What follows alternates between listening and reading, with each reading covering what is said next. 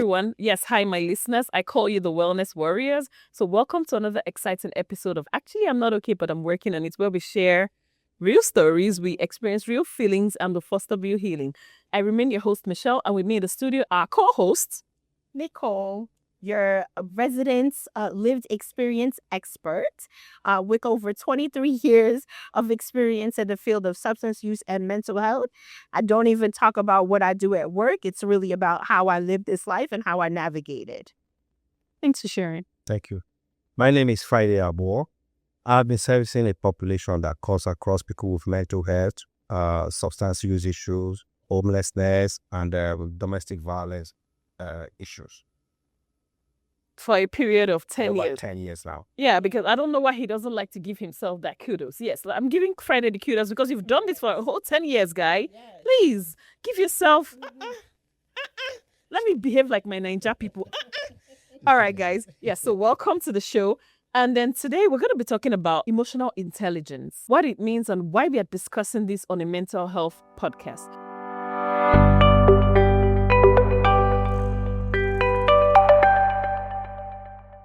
But before that, I'm going to have Nicole share a story that she would like our listeners to hear. Yeah, so I don't know if everybody has seen it. There's a viral video of a well-known podcaster who was in a store and had an exchange with someone, and it went so left so quickly.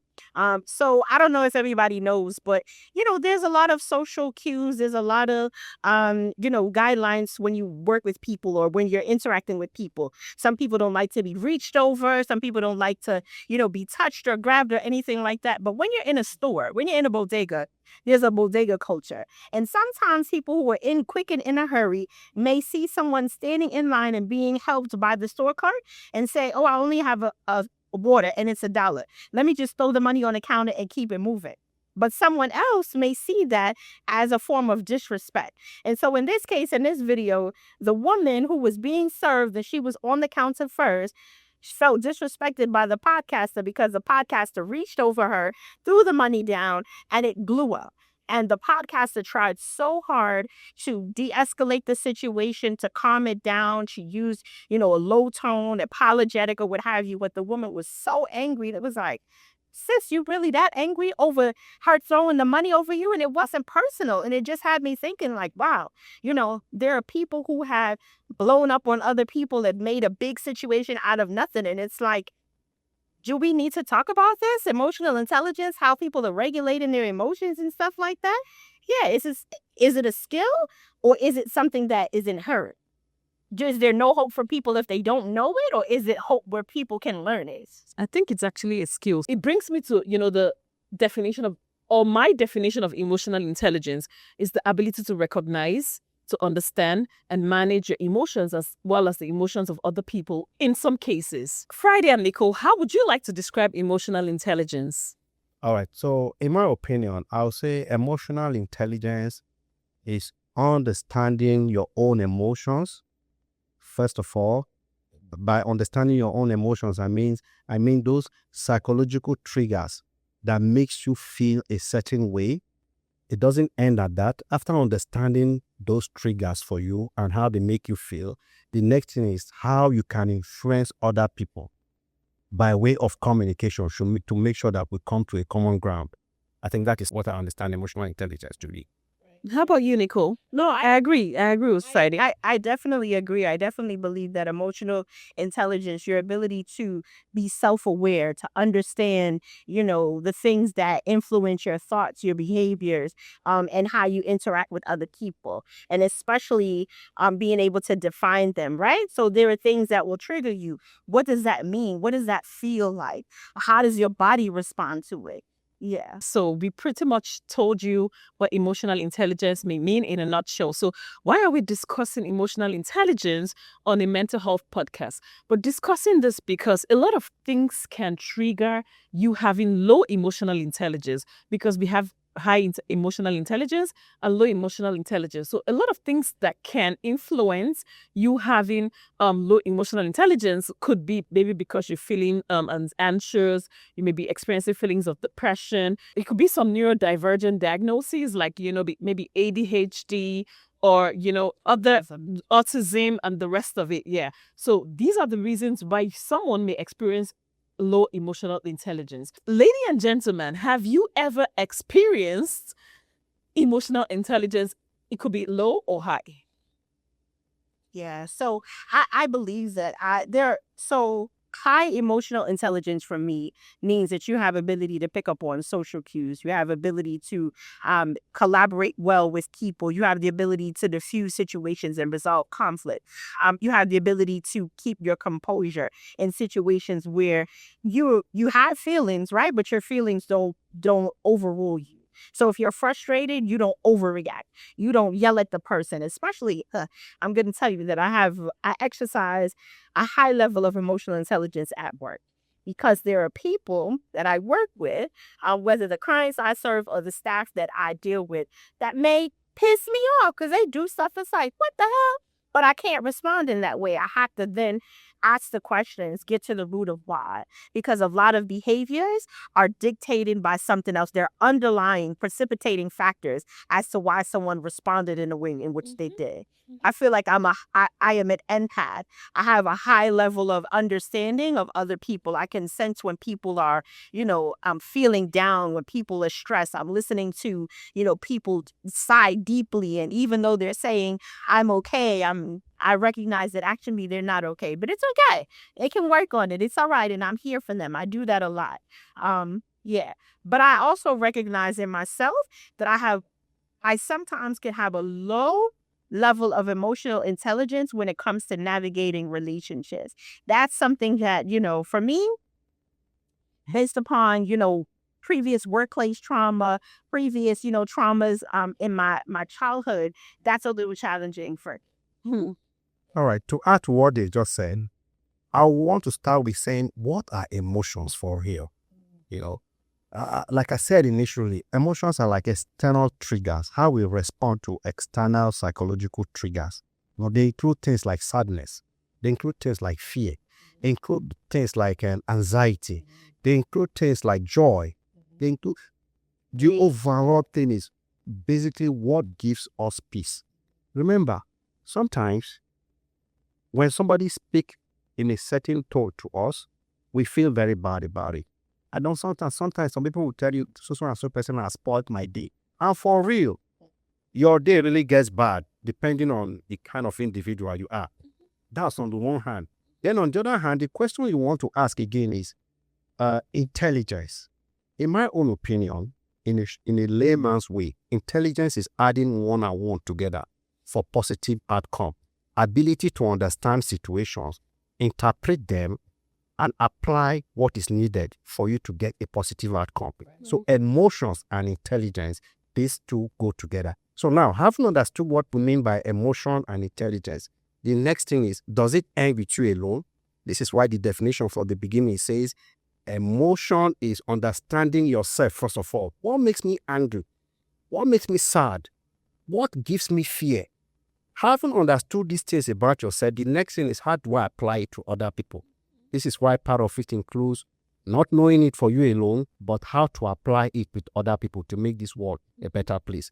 And I'll suggest that for anybody to be selected in a leadership position, there's always a need for you to have a high level of intelligence. Yes. A high level of emotional intelligence, please. Right. I want to speak for myself because I think that's where I struggle, right? Sometimes I see myself like lashing out. I'm very vulnerable because I'm trying to teach my listeners to be vulnerable and learn what they can learn, right? But I have a book Nicole and I are reading right now. It's the emotional intelligence. I think it's a 2.0 or 3.0, the book. And then I think we're learning a lot from that book because it's teaching me how to be very self-aware.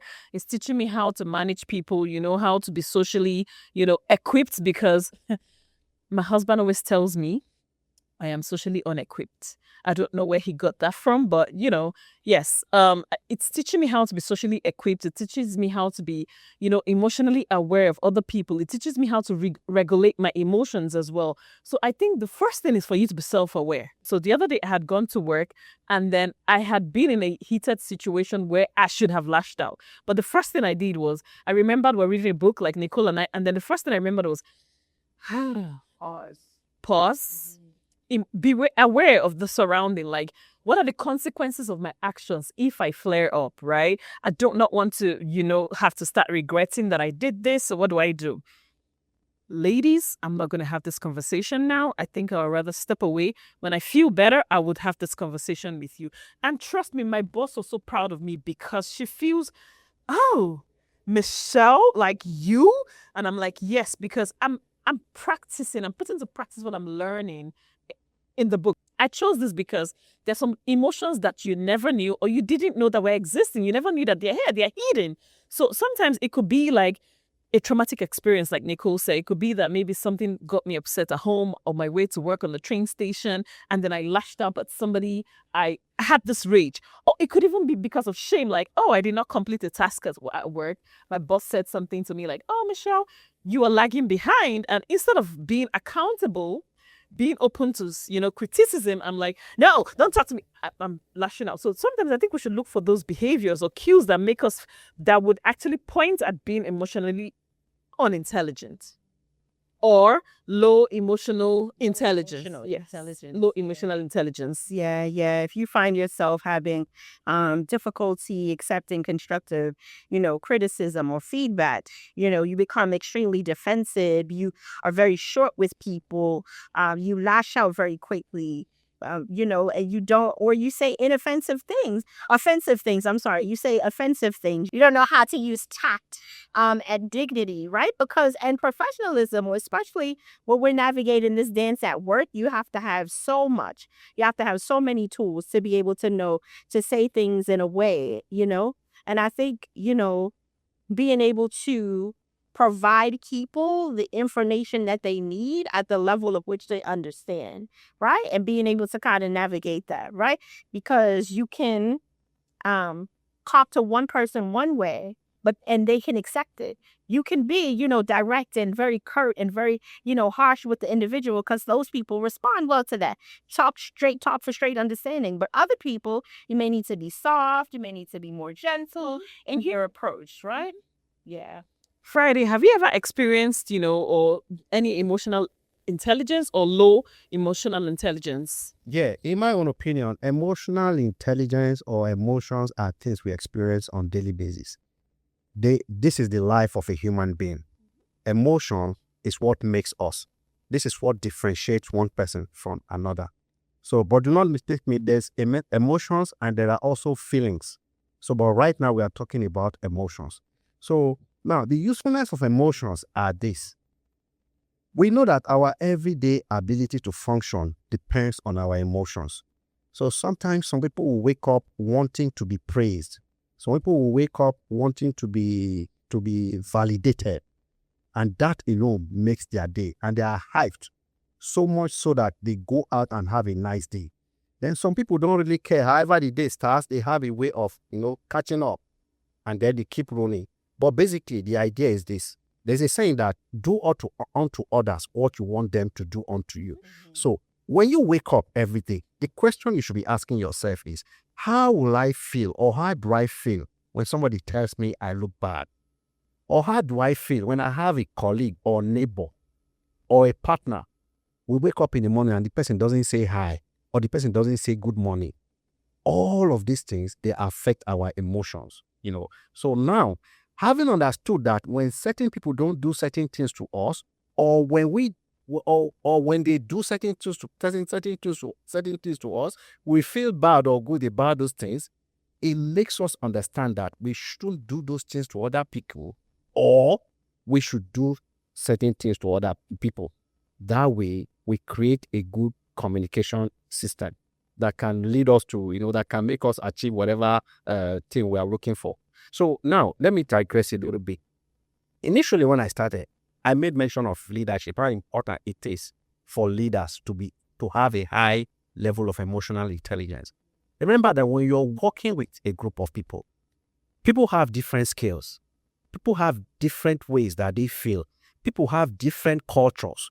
People have different ways that they were brought up. So as a leader, if you cannot understand and be able to relate with these different people in their own terms and in their own way, you will find it difficult to come up with a common goal. So the idea is this: as a leader, you need to have a very, very high level of intelligence. That way, you can be able to relate with these different gifted individuals in their own different way and use them to get whatever organizational goal that has been set for you. I'll give you a typical example. Some people need a lot of explanation for them to understand the point you're trying to arrive at. And then there are some others that are knowledgeable. You don't need to say too much and they understand what you're saying. So as a leader, you should be able to understand that for these different individuals, this is what I need to say. And this is what I need to say so that you can get to where you're going.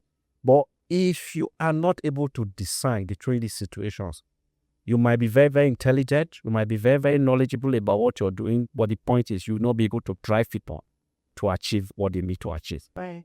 Talking about that, do you think this is low emotional intelligence?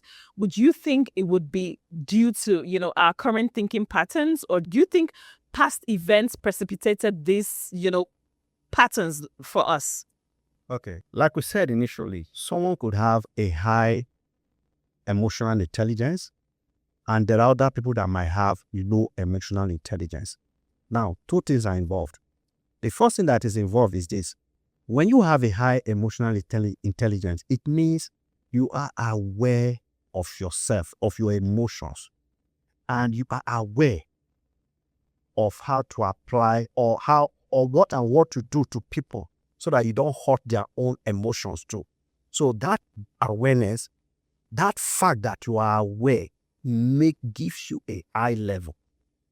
But if you are self-centered, like if you think of yourself alone, whatever you're doing with other people would lead to bad communication. This is because you think about yourself alone, So when you don't think of how other people are feeling when you do certain things with them, it means your level of emotional intelligence is low. A typical example is you don't like it when people tell you, shut up and sit down, but you go about telling someone else. So when you do that, it means your level is still low. Now, for organizational growth for leaders, for instance, if you feel that if you're spoken to in a certain way, you will feel bad, then don't do it. Subordinate. Whatever you need to do, just do it to make sure that however you try to communicate with your colleague, you don't feel a certain way, and then make them not able to be productive. I don't know if that makes sense to you. It does make sense. But I think to further answer your question, Michelle, I think that the two can be true. I think that our own way of thinking can be shaped by our personal and past experiences. So as a leader, you gave the example of having low emotional intelligence as someone who was self-centered, someone who always brings the conversation back to themselves or thinks of themselves before other people, right? And I think that could be because maybe in someone's past, they were never given a voice. They were never given the opportunity to be spoken, to say what they need to say. Or when they spoke, no one listened to them. So now that they're in a position of leadership, they're going to command and they're going to demand that respect and tell people that they have no choice and, deflect with other people's opinion, not take into others, So that could happen, that could frame the way they think. I think, another example of low emotional intelligence is the ability to become defensive because maybe in your past, you grew up in a household where no one ever validated you. No one ever made you feel like you mattered. And so therefore, and there were consequences whenever you did something wrong. So like Michelle, when you said about your boss telling you, that you didn't do something right and it would make you feel away, it could be because if your parents told you when you were younger that you didn't do something, you got a beating or you got, in trouble or you got, or timeout or what have you. And so now if somebody tells you something, automatically you go to the defensive. No, that wasn't me. No, I didn't do that, because of the fear of the consequences, by being vulnerable enough to say, you know what, I actually didn't do that. Actually, I did make a mistake, because you're fearful of the unknown, or you're fearful of the consequences. So I'm hearing that trauma plays a very vital role in emotional intelligence. It does. I like that. It does. I like that. And so now the question again that I want to ask is this: if you have a low emotional intelligence, can you improve upon it? The answer is yes, and it's a very, very big yes. The first thing you start doing is this: begin to have feedbacks. Start having feedbacks. A typical example is, if you are a leader in your house, if you're a leader, if you have a leadership, if you're a leadership figure in your house, for instance, you want to make certain decisions, consult, throw it out like a joke, and hear what people will say to you. Don't just sign and seal. Don't just sign and seal. Throw it out, hear feedbacks, and then see. Because for the most part, sometimes there could be positive feedback. Sometimes you feel you know too much, but the reality is it's not the way you think. Sometimes people will come up with ideas that can make whatever good decision you're making a better one. So don't be an authoritarian. But that's, point blank. Get feedback. Simply said. Listen to feedbacks and make them positive. Right. And then sometimes too, listening with purpose helps a lot. We know you know it all, but guess what? If somebody has taken the time to want to talk, listen to them. Give them that opportunity to talk, and then say what else that you need to say. Don't cut people, in middle of their statement, because that would look like you were not listening after all. So listening alone helps, and then not just listening. Listen for reality. Listen practically. By listening practically, I mean truly hear what this person is saying with a view to wanting to resolve, to wanting to give answers or to give solution to whatever this conversation this person is having with you. So all of these things are very, very important when we are talking about emotional intelligence. And then another thing, be empathetic. Just be empathetic. Be empathetic in the sense that try sometimes to put yourself in this person's position. Like, if this same thing is happening to you, how would you feel? So that helps you to decide on how to respond, and don't be in a hurry to respond. And then sometimes the reality is, it's not about talking. It's not about saying it out. Sometimes it could be silence. Sometimes it's just for you to hear that person and then keep quiet. And that solves the problem.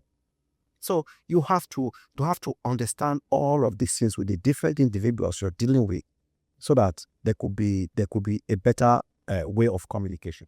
For some reason, I like how Friday said all these things, because as a clinician, we're taught in school how to make sure you have active listening skills, and silence is a very strong therapeutic alliance.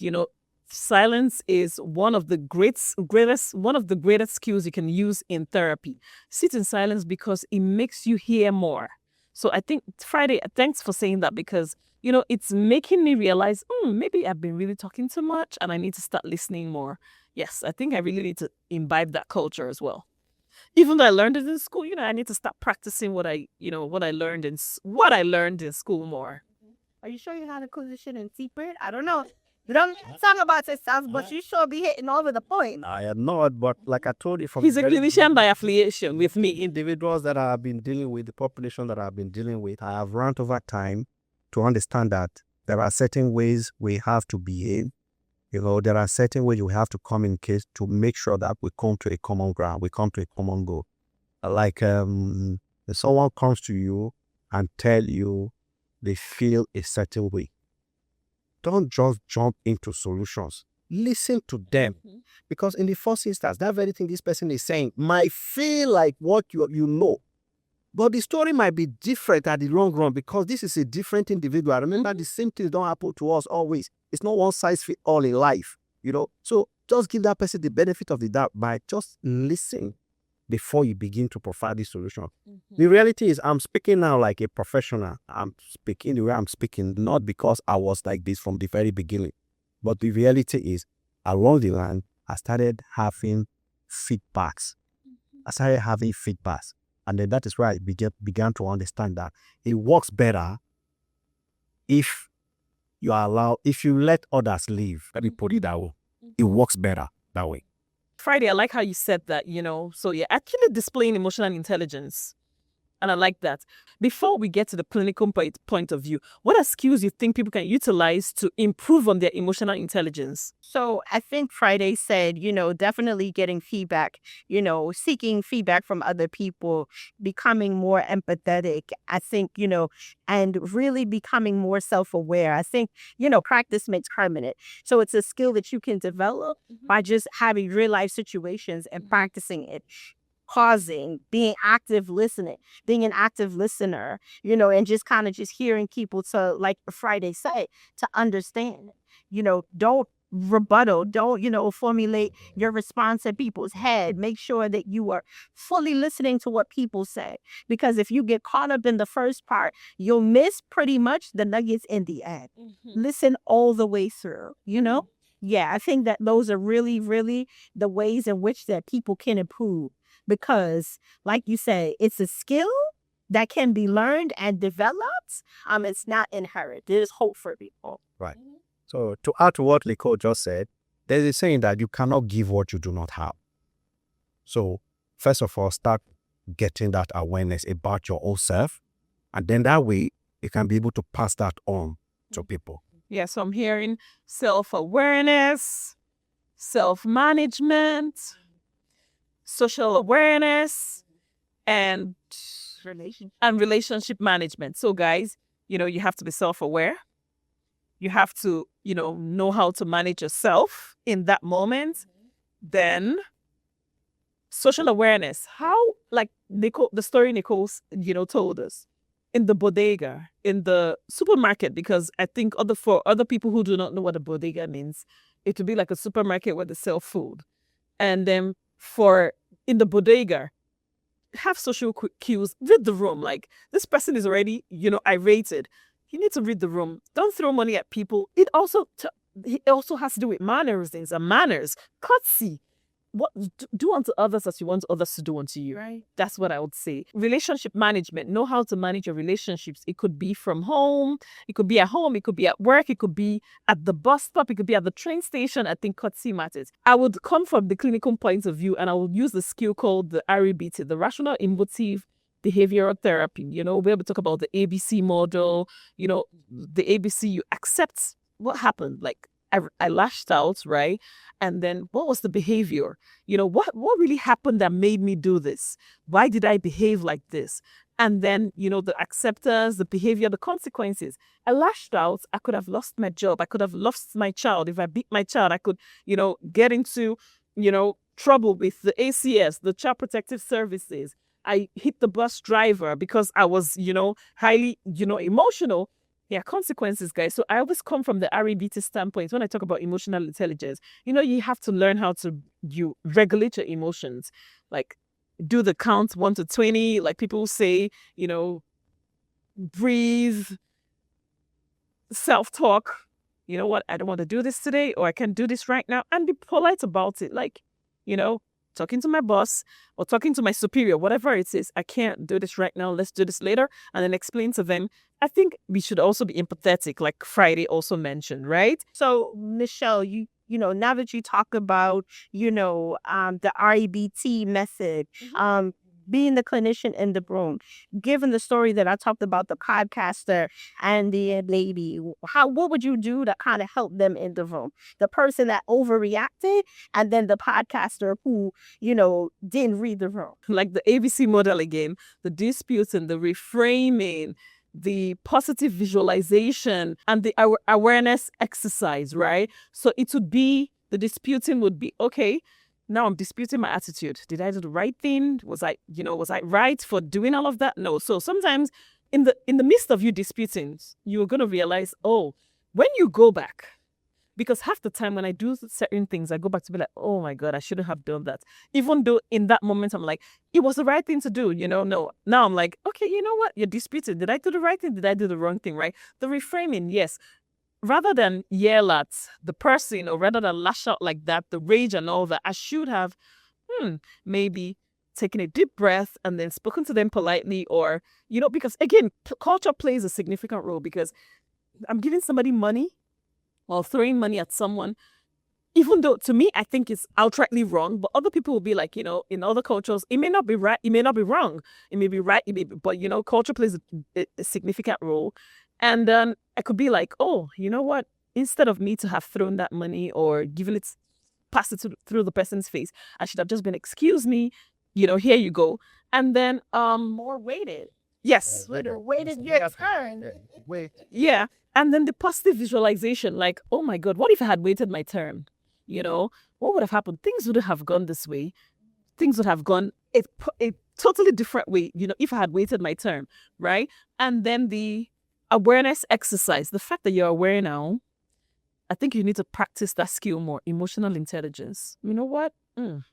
Going forward, instead of doing what I did, I would read the room.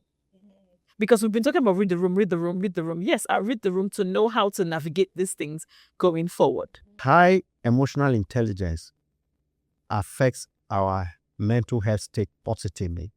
You know, like I said, there's a saying that I believe in so much, which is prevention is better than cure. So when you have a high level of emotional intelligence, your communication style and the way you relate and get problem resolved helps a lot in conflict resolution, you know, managing conflict. So that's one good aspect of having a high level of emotional intelligence. Yes. So guys, you heard Friday and Nicole. Or Nicole, would you like to add something else? No. So lastly, I would like to give, like, you know, there are some steps in the REBT as well. The first step would be to focus on the current feelings, current, you know, issues.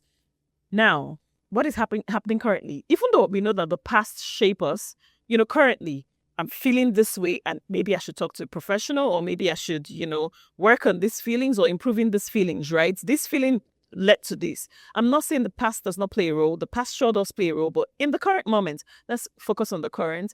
Then number 2 would be, you know, recognize these irrational beliefs, like, yes, I should have done that. I ought to have done that because, oh yeah, I'm the boss, like Friday said, you know, as leaders. Or I'm the subordinate. Yes, I should have done this or I should have done that, right? You know, recognize these things and know that, no, it doesn't have to be your way or that way all the time. The third thing will be unconditional acceptance. Yes, I know this has been going on, but I need to change for myself and for other people. I need to be able to regulate my emotions. I need to be able to, you know, do all of this. So that's going to be the third. The fourth is action oriented. You know, you need to put those things to action. You need to practice what you've learned. Like I practiced the other day, taking a walk instead of fighting, you know, instead of raging, instead of, you know, yes, I think it's very important that we do all these things. Absolutely. So we've come to the end of another episode. We thank you so much, Friday, for your input. We thank you for the listeners. We thank you, the Wellness Warriors. We hope that this episode you have taken a lot of nuggets and that you can use it in your life. Just know that in the comment section, just give us some feedback. Let us know what you thought. And also there are resources available for you. If always, our DMs are open. If you have any further questions, we look forward to it. And on the next episode, we might be talking about okay, I don't want to give it away. Tune in to the next episode to hear what we have to say. Until then, have a great one. Bye, everybody.